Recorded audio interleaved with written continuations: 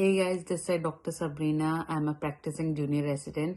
तो जैसे मैंने आपको बताया था कि I am going to discuss one topic and that is known as piles, या फिर आप लोग मेडिकल टर्म में हम इसे हेमरॉइड्स भी बोलते हैं। आजकल मैंने बहुत पेशेंट्स देखे हैं with the complain of bleeding पर रेक्टम, जो उनको हमेशा जब भी वो वॉशरूम जाते हैं उनके टिश्यूज पे या फिर टॉयलेट रोल पे उनको एक लाइन मिलती है या फिर ब्लीडिंग मिलती है, तो वो बहुत वरिड हो जाती है किस वजह से है, क्यों है, कि हम लोग इसे अवॉइड करने के लिए क्या कर सकते हैं।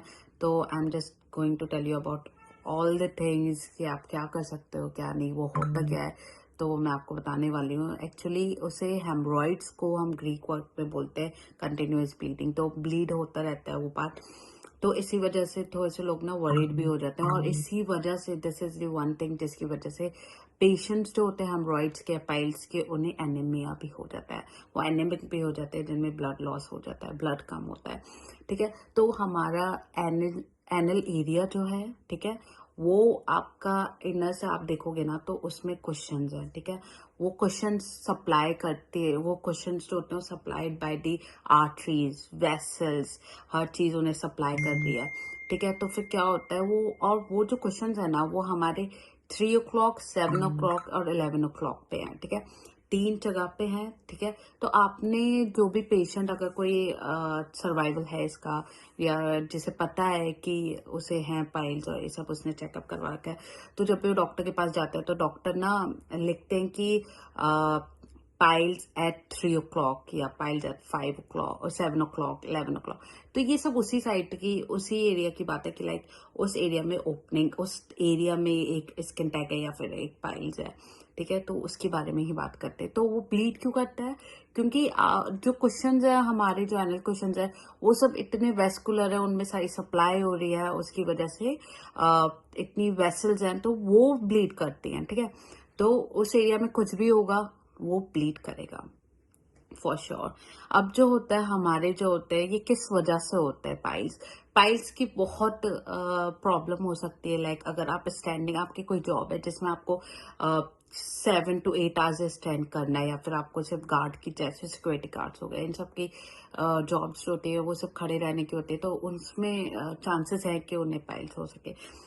सेकंड चीज की फर्स्ट एंड सेकंड चीज जो बहुत कॉमन है, और वो है स्ट्रेनिंग, कि जिन्हें कॉन्स्टिपेशन रहता है वो स्ट्रेन करते हैं। तो जब आप कोई इंसान स्ट्रेन करता है for a longer period of time, वो स्टार्टिंग में तो उसको नहीं आइडिया होगा, पर जब वो एक चीज आगे कंटिन्यूअस होती रहेगी, स्ट्रेनिंग इतनी ज्यादा होगी, तो हमारे जो क्वेश्चन होते हैं ना वो बहुत बल्की हो जाते हैं, बहुत बहुत इजी टू ट्रॉमा हो जाता है, कि अगर उनमें कुछ भी ट्रॉमा होगा तो दे कैन इजीली ब्लीड, इतना ज्यादा उनमें बल्कनेस आ जाती है।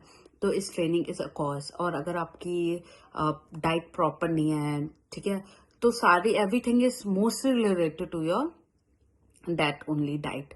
ठीक है, थर्ड चीज हमारी आती है कि आप अगर कोई ब्लीड कर रहा है, दैट डजंट मीन कि उसे पाइल्स ही है। We should always go to a doctor, और फिर हमें एक पीआर हम करते हैं, पीआर इज अ पर रेक्टम। हम लोग इवेल्युएट करते हैं उस पर्टिकुलर एरिया को, क्योंकि ब्लीडिंग जो हो सकती है ना वो एनल फिशर्स की वजह से भी हो सकती है, वो एब्सेस की वजह से भी हो सकती है, हेमाटोमा की वजह, हेमाटोमा मतलब चोट लगने की वजह से भी हो सकती है, वहां पे कुछ पस कलेक्ट हो गया उसकी वजह से भी ब्लीडिंग हो सकती है। ठीक है, ये सब होता है।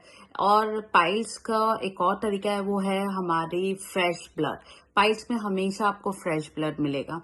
ठीक है, जब भी आप वाइप करोगे टॉयलेट पेपर से, तो उस पर हमेशा एक लाइन आएगी फ्रेश ब्लड की, जैसा आप देख रहे हो पिक्चर में, लाइक दिस ओनली। उस पे स्टूल भी आ सकते हैं, पर उस पे जब भी फ्रेश ब्लड की लाइन आएगी तो मतलब वो मोस्ट कॉमनली पाइल्स ही होते हैं। उसमें क्या चांसेस होते हैं कि लाइक आप आप टॉयलेट सीट से उठे तो you have seen that spots.